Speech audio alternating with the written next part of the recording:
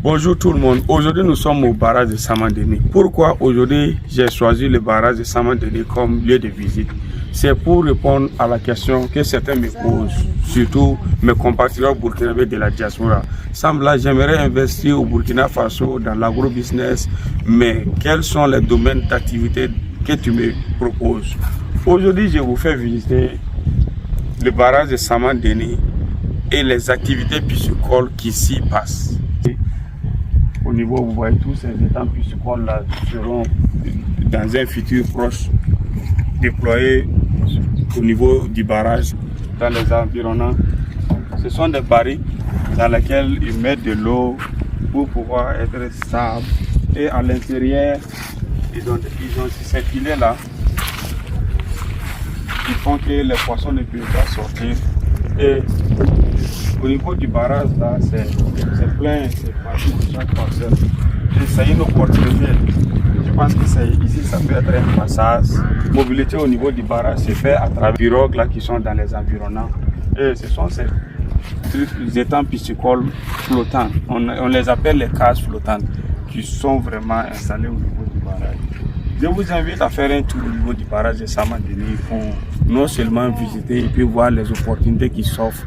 Et présentement, avec le dynamisme engagé et le prix du poisson qui ne fait que s'augmenter, je pense qu'investir dans la pisciculture serait une activité très rentable, surtout pour la diaspora. Il suffit seulement de mettre un bon système de gestion en place et tous ceux qui s'apprêtent à venir au pays pour investir. Le Burkina Faso a besoin de nous tous. Peu importe votre origine, que vous soyez burkinabé ou pas, si vous voulez investir au Burkina, l'opportunité est là. Les autorités aussi sont à pied d'œuvre. Si vous venez au barrage de Saman-Denis, ici vous allez voir. Présentement, aujourd'hui c'est le dimanche. Le dimanche, les gens travaillent ici. Les gens sont ici permanemment et ils sont vraiment engagés. Tous ces acteurs qui sont au niveau du barrage. Moi, ma ferme est située presque à 15 minutes du barrage de Saman-Denis. J'ai passé une nuit à Sambla Farming. On est venu ici très tôt, les gens sont en train de travailler. À n'importe quelle heure, tu viens au niveau du barrage, tu vas trouver des gens en train de se battre. Ceux-là sont en train de partir comme ça pour nourrir leurs poissons. On n'est pas tous obligés, les gars, de venir prendre des parcelles. Voici une opportunité aussi qui est là.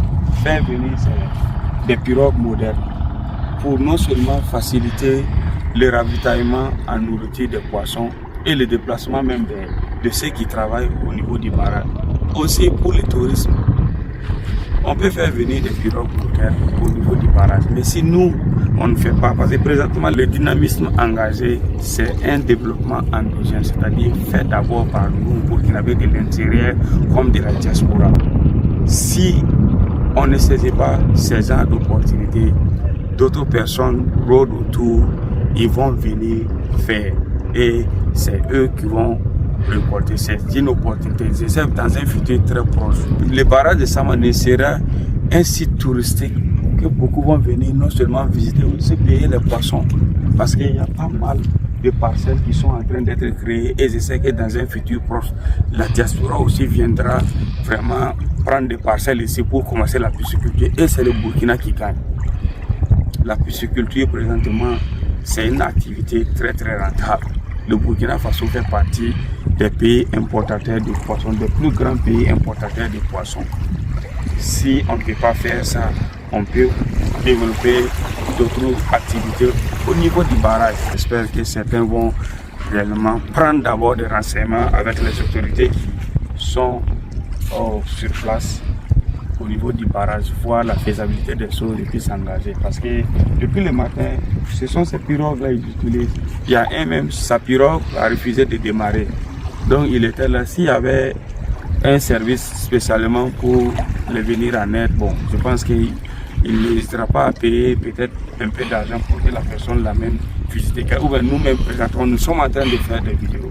Si par exemple, nous qui sommes présentement venus faire des tournées ici, si on peut rentrer dans une pirogue moderne avec 3, 4, 10 personnes, pourquoi pas pour faire un tour au niveau du barrage. Donc les gars, l'opportunité est là et je sais que le pays compte sur nous et nous allons relever le défi. Parce que lorsqu'on parle de l'autosuffisance alimentaire en 2026, je sais très bien que nos autorités comptent sur nous. Ils savent que nous pouvons le faire. Et je sais que le capital ne manque pas. Seulement, le véritable problème, c'est au niveau de la collaboration. Et dans un futur proche, peut-être qu'il y aura des structures qui seront mises en place, qui permettra à la diaspora de pouvoir recruter des gens à travers des organismes ou des sociétés, des gens sérieux qui pourront les aider, parce que presque chaque jour, chaque semaine, il y a quelqu'un de la diaspora qui s'apprête pour venir au pays. Mais malheureusement, le problème de collaboration se pose.